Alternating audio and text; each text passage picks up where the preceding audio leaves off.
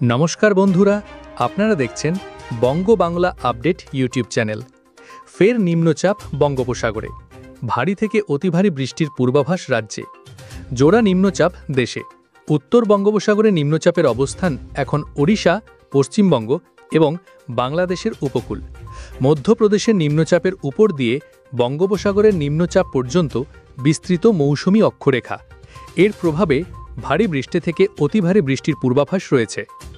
আলিপুর আবহাওয়া দফতর বলছে, আগামী ২৪ ঘন্টার মধ্যে পশ্চিমবঙ্গ উপকূলে আবার তৈরি হতে পারে নিম্নচাপ অঞ্চল।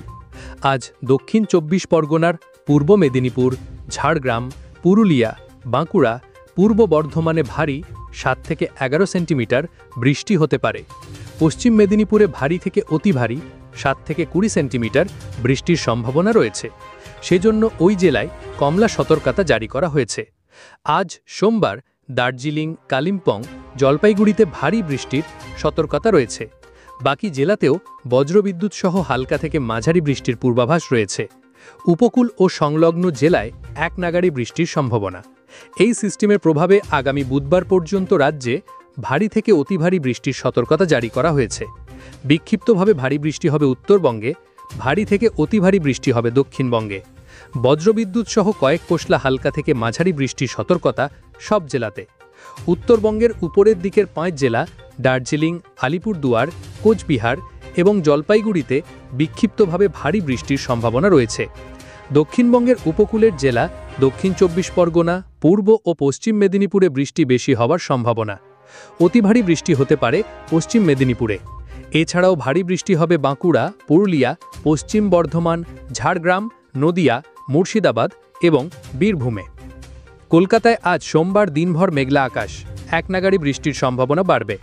আজ সোমবার ও আগামীকাল মঙ্গলবার বজ্রবিদ্যুৎ সহ কয়েক পশলা বৃষ্টির পূর্বাভাস রয়েছে। নিম্নচাপের কারণে বৃষ্টির পরিমাণ বাড়বে। মেঘলা আকাশ ও বৃষ্টির কারণে দিন ও রাতের তাপমাত্রা স্বাভাবিকের নিচে রয়েছে।